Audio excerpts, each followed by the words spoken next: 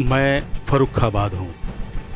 आइए आज हम डॉक्टर राजेंद्र पेंसिया आईएएस मुख्य विकास अधिकारी फर्रुखाबाद और श्री मानवेंद्र सिंह आईएएस जिलाधिकारी फर्रुखाबाद के साथ चलते हैं टिश्यू कल्चर फर्रुखाबाद। ये फर्रुखाबाद के पास ही एक लैब है जहां हमको घूमने का मौका मिला।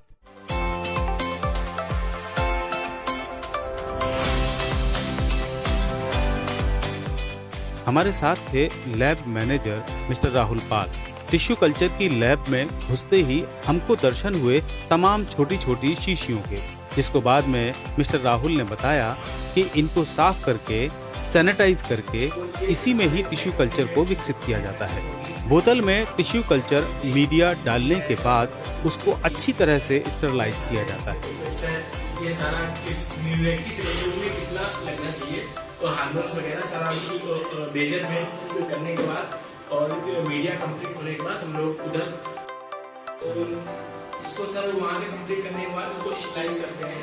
ये ऑटोक्लेव होता है, इसका फंक्शन है जो वर्टिकल ऑटोक्लेव। यहाँ मिस्टर राहुल के पास स्टरलाइज करने की 2 मशीनें हैं, एक छोटे काम के लिए और जब काम की अधिकता होती है तब इनके पास एक बड़ी मशीन भी है। ये सर स्मॉल ऑटोक्लेव है और ये जो बिग ऑटोक्लेव है। स्टरलाइज के बाद हम अपने पांव चूल्हे के पानी में डुबोते हुए अंदर आते हैं, जिससे किसी भी तरह के जीवाणु के अंदर जाने का कोई खतरा ना रहे। अगले चैम्बर में हमें पूरी तरह से लैब के कपड़ों से लैस कर दिया गया। अब हम लैब के अंदर थे, जहां मिस्टर राहुल ने हमें टिश्यू कल्चर के बारे में विस्तार से बताया कि कैसे इसका सोर्स ऑफ कल्चर आलू अनुसंधान केंद्र हिमाचल प्रदेश से एक पौधा लेकर आते हैं और उसी एक पौधे से लैब के अंदर बीज के रूप में लाखों पौधे तैयार करते हैं। 21 दिन के बाद तैयार उन पौधों से 8-10 पौधे कट करके उनको फिर से मीडियम वाले बीकर में डालकर छोड़ दिया जाता है। यहाँ हम पौधे के छोटे छोटे टुकड़ों को कटते हुए देख सकते हैं कि कैसे एक बड़े पौधे को छोटे छोटे टुकड़े करके फिर से 21 दिन के लिए बीकर में डाल दिया गया है।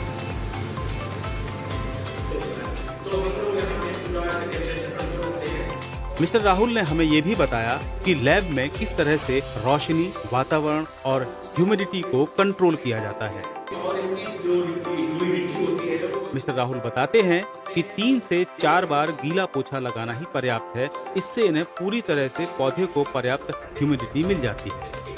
एक्चुअली इस पॉली हाउस का जो कंसेप्ट ये है कि समय से पहले हम ऑफ सीजन में इसको तैयार कर लेते हैं और जैसे ही सीजन आता है उस समय फार्मर का फील्ड खाली नहीं होता है। अब उसका फील्ड खाली हो जाएगा तो जायद सी फसलें लगती हैं, कद्दू बरगे, लौकी, तरोई, काशी फल, खीरा, ये सारी चीजें। अब ये सीडलिंग यहाँ तैयार हो गई है और जो अभी लोग सीडलिंग डालेंगे तो उसमें टाइम लगेगा लगभग 1 महीने का। गवर्नमेंट पॉली हाउस लगाने पर 50% का अनुदान देती है। पॉली हाउस के अंदर में सीडलिंग नई तैयार कर रहे हैं और किसानों को उपलब्ध कराएंगे तो जिससे किसानों को इससे ज्यादा लाभ। ये क्वालिटी सीड यहाँ प्रोडक्शन हो रहा है। उसमें अगर आप देखें तो इन्होंने बेसिकली जो है कोकोपीट इस्तेमाल किया है। दूसरी चीज कंट्रोल इन्वायरमेंट में ये तैयार कर रहे हैं तो किसी प्रकार की बीमारी, किसी प्रकार के कीड़े का इसमें शुरुआत से ही अटैक नहीं है।